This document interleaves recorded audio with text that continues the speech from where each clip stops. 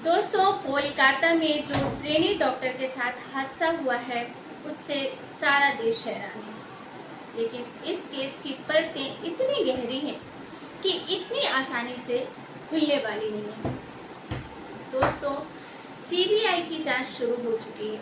CBI को आज report सौंपनी थी जिसमें सीबीआई ने कुछ हद तक अपनी इन्वेस्टिगेशन पूरी भी की है।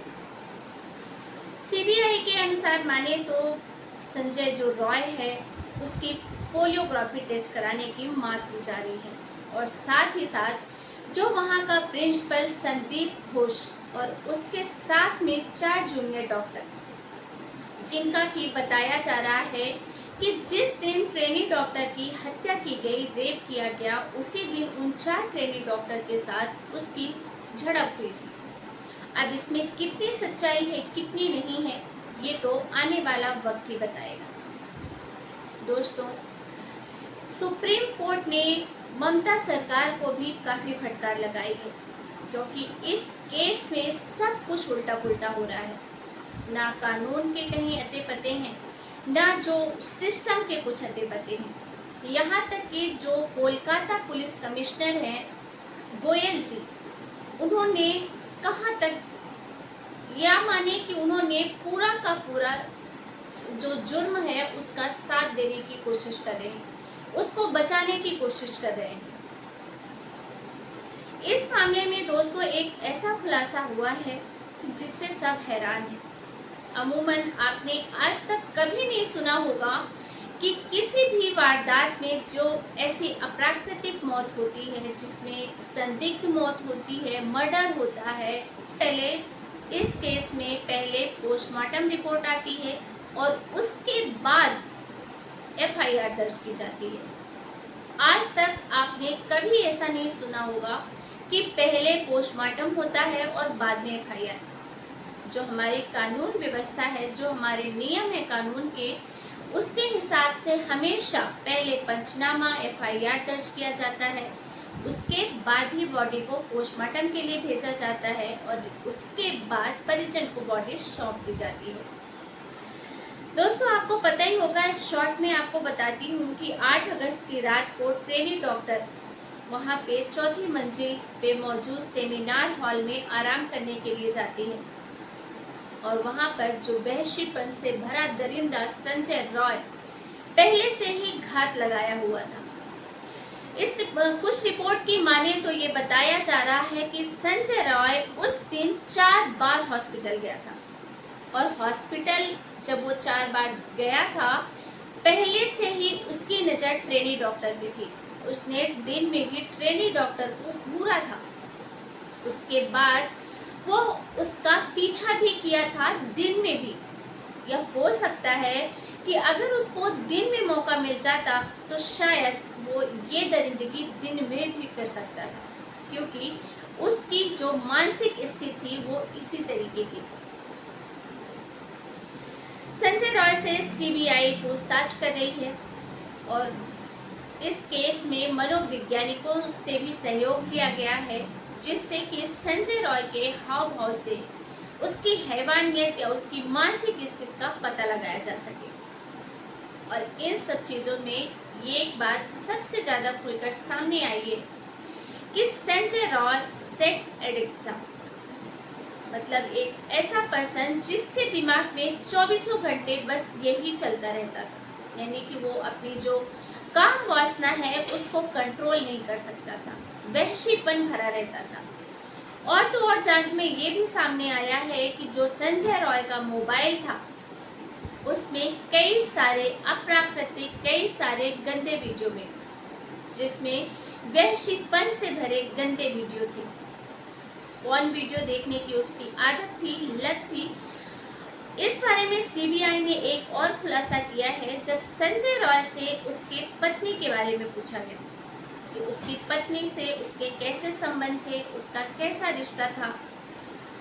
और इस संबंध में एक खुलासा ये हुआ है कि संजय रॉय शुरू से ही एक यूं कहें कि लड़कियों को छेड़ने वाला इंसान था। उसका जो सेक्स एडिक्शन था वो दिन प्रतिदिन बढ़ता ही जा रहा था। और तो और वो कई बार रेड लाइट एरिया भी जाता था। खैर 8 और 9 तारीख को वो रेड लाइट एरिया गया या नहीं इसकी पुष्टि नहीं हो पाई है, लेकिन उसको लत जरूर थी।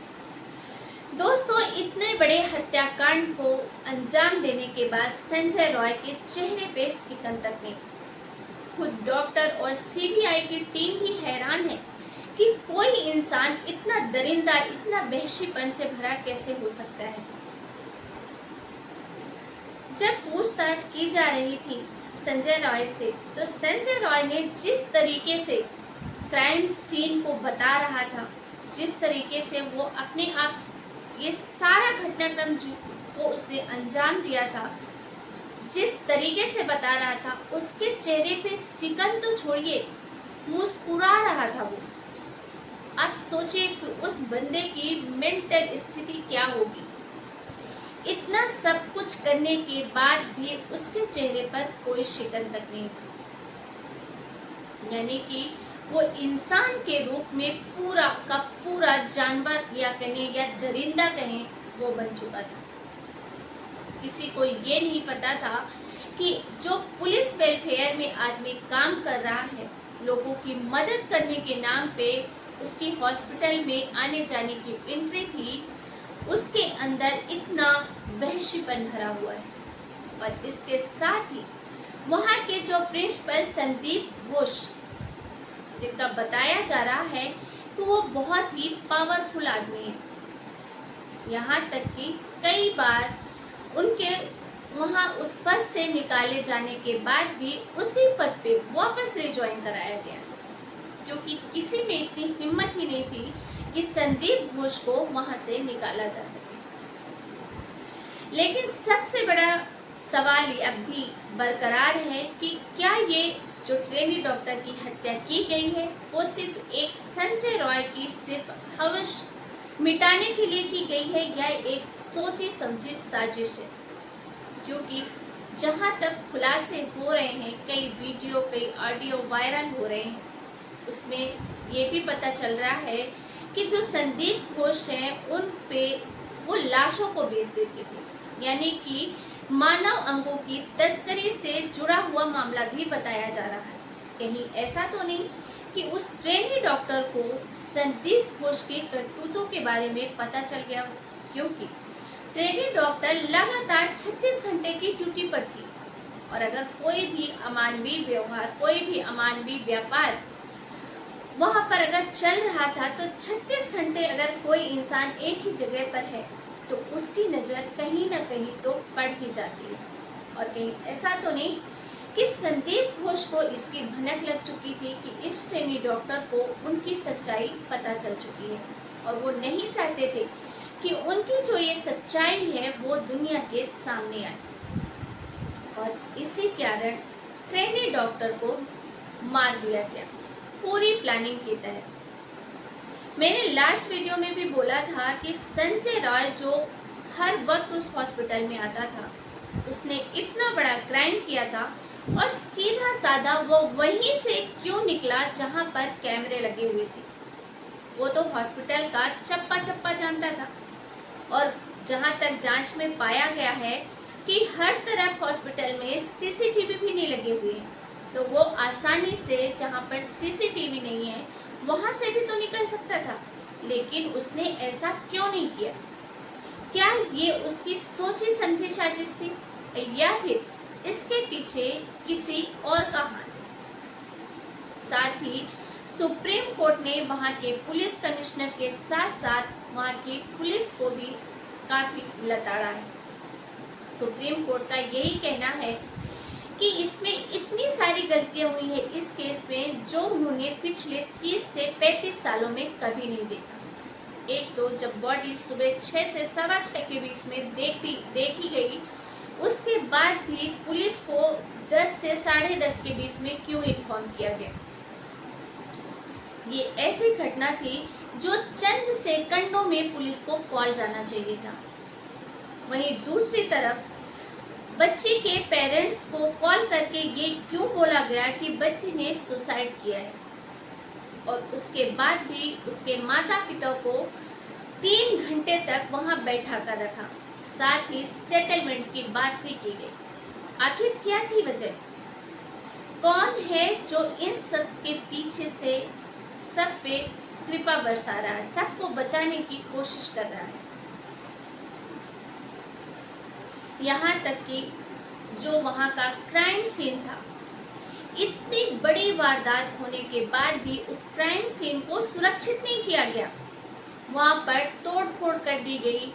जैसे ही इस घटनाक्रम का खुलासा हुआ, वहाँ पे मौजूद जिनको भी वहाँ जाने की उत्सुकता थी, ये मामला ही ऐसा था कि हॉस्पिटल में मौजूद चाहे वो कर्मचारी हो, डॉक्टर हो, ऑफिस बॉय हो, वार्ड बॉय हो या फिर पेशेंट के साथ परिजन हो, वो सभी जाकर क्राइम सीन पर विजिट करते हैं, देखने की कोशिश करते हैं। और इसी कारण से वहाँ पे जो भी फिंगरप्रिंट्स या फुटप्रिंट्स अवेलेबल रहे होंगे, वो सारे मिक्सअप हो जाते हैं और किसी भी तरीके का सबूत नहीं मिल पाता। इतना ही नहीं, सेमिनार हॉल तक, इतने बड़े हॉस्पिटल में सेमिनार हॉल तक कैसे भीड़ पहुंच गई और वहां पर पूरे सेमिनार हॉल को तोड़ फोड़ कैसे किया गया और सब कुछ वहां होता रहा और ना पुलिस ने रोका और ना किसी ने। यानी कि जो क्राइम सीन था, जहां पर ठोस सबूत मिल सकते थे, उस क्राइम सीन को पूरी तरीके से बर्बाद कर दिया गया है। अब इस केस में आगे क्या होने वाला है, ये तो वक्त ही बताएगा। लेकिन सभी से एक ही रिक्वेस्ट है, बार बार रिक्वेस्ट है कि आप अपनी तरफ से इस केस के लिए जो भी कर सकते हैं जरूर कीजिए। इस केस के हत्यारों को कड़ी से कड़ी सजा मिलनी चाहिए, एक ऐसी सजा जिसको याद करके कोई भी दरिंदा अगर ऐसा करने की मन में भी सोचे तो उसकी रूह कांप जाए। है दोस्तों, इस घटनाक्रम को सुनाने का उद्देश्य किसी की भी भावनाओं को ठेस पहुंचाना नहीं है, बल्कि आपको जागरूक करना है, सतर्क करना है, सचेत करना है। साथ ही जो पीड़िता के परिवार वाले हैं, उनके माता पिता हैं, उनके लिए भगवान से एक ही प्रार्थना है कि भगवान उनको इतने बड़े दुख से उबरने की, सहने की शक्ति दे। फिर मिलेंगे एक नई क्राइम स्टोरी के साथ, तब तक के लिए आप सभी का बहुत बहुत धन्यवाद। साथ ही अगर आप हमारे वीडियो पर नए जुड़े हैं तो प्लीज़ वीडियो को लाइक करें, शेयर करें, साथ ही चैनल को सब्सक्राइब करना ना भूलें, ताकि आपको देश दुनिया की ऐसे ही हैरान कर देने वाली खबरों से रूबरू किया जा सके। फिर मिलेंगे